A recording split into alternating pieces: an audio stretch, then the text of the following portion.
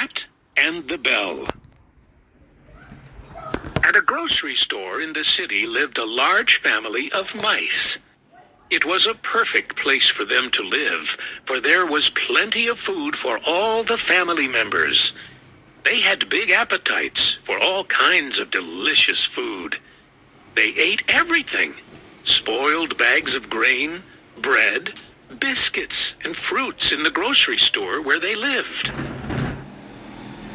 When the grocer saw how the mice had destroyed the goods and bags of food, he was worried about his store and goods, for the mice wasted much of it. So he thought, I should buy a cat and let it stay in the store to scare the mice. They will escape to somewhere else, and that way I will be rid of them. And so the grocer bought a big cat and left him in the store at night, which was when the mice came out to eat. The cat had fun chasing and catching the mice.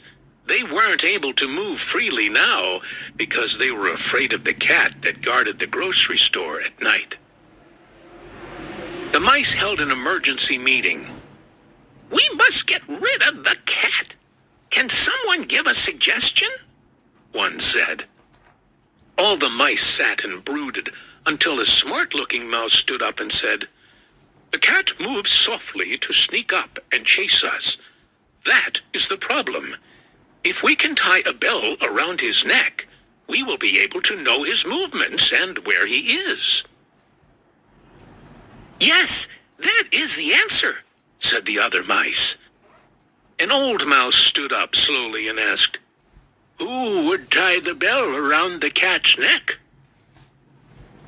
All the mice remained silent in fear, and no one answered. So the old mouse suggested they leave the store and search for another place to live in peace, far from the cat. They all agreed. That's how the grocer's idea worked, and peace returned to the store. And the gold. Uncle Melvin lived alone in a big house with a large garden.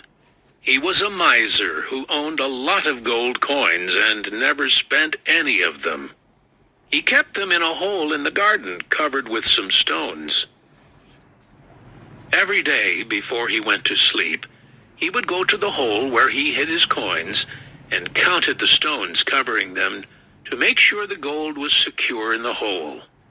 He repeated this every day and never spent any of the hidden gold. One day, a thief found out about the miser, so he watched him until he learned the gold's location.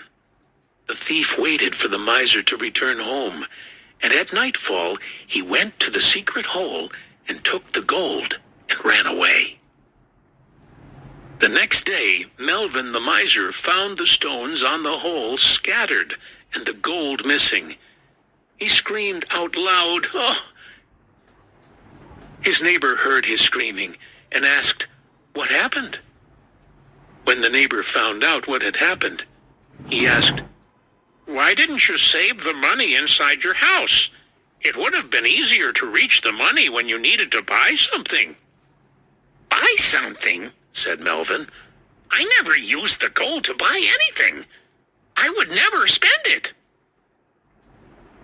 When the neighbor heard Melvin, he threw a stone in the hole and said, "If that is the case, keep this stone instead of the gold. It's as useless as the gold you lost." Uncle Melvin learned that by being stingy, you're only saving money for others to spend. Mo and his mother.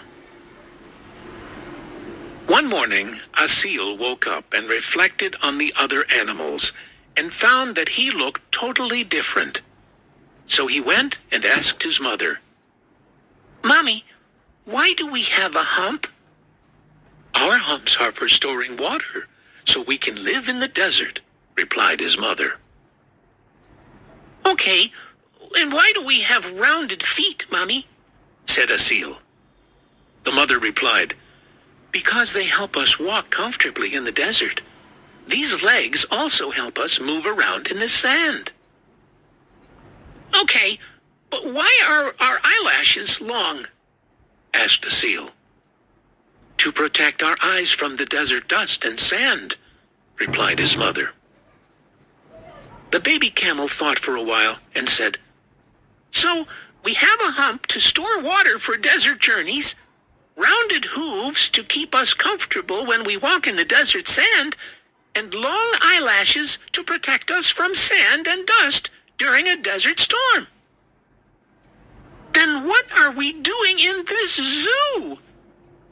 The mother was stunned and was unable to answer her child's question. Your strengths, skills, and knowledge are useless if you aren't in the right place. And the Smart Rabbit. Once upon a time, a lion was bored of hunting and chasing animals to catch his prey when hungry. So he called all the animals and issued an order. Every day, one of you must come to be my prey. All the animals were afraid, so they held a meeting and decided the rabbit should go first, because he was the smallest and weakest among them. The rabbit was terrified. On his way to the lion's den, he came across an old well. He looked into the well, which was deep and dangerous. The rabbit made a sound, and it echoed back, so he had an idea to save himself from the lion. The lion was angry because none of the animals had come yet. The rabbit approached slowly and scared. The lion roared and said, Why are you late? On my way here, Your Majesty, another lion chased me. I barely ran away from him, so I can sacrifice my life to you, my king, replied the terrified rabbit. The lion was pleased with the rabbit, but the thought of another lion in the forest made him angry. The lion roared, Do you know where that lion lives? Yes, Your Majesty. Please come with me, replied the rabbit. The rabbit took the lion to the old well and said, Your Majesty, that lion lives in this well. The lion looked inside the well and roared loudly. He heard another roar, which was his own echo, but he didn't realize it and thought it was the other lion's roar. He jumped into the well, and that was the end of the lion. The rabbit was able to save his own life, and all the animals were happy also to be safe. The animals learned that anyone who is unfair can be awfully strong, but one must use the strength of one's mind, as it is undefeatable. And the monkeys. There was a hat seller in the city who went to the market every day to sell hats, and he returned home with what was left to sell them the next day. One day after he sold some hats, he passed by a forest on his way home. The weather was hot, and he was exhausted.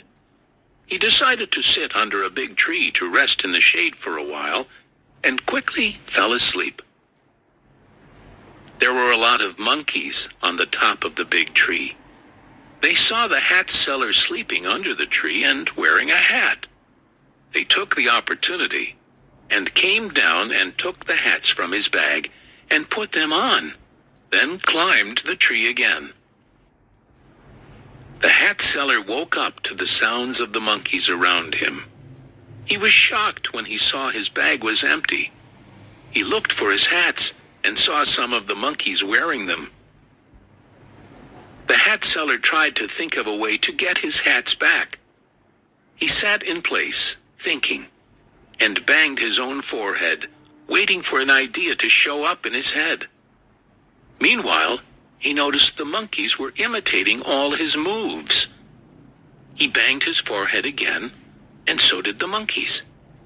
Just then, he took his hat off, so the monkeys took their hats off as well. Finally, he had an idea. He threw his hat on the ground, and the monkeys followed along and threw their hats down. The hat seller gathered all the hats and returned them to his bag. Then he happily returned home.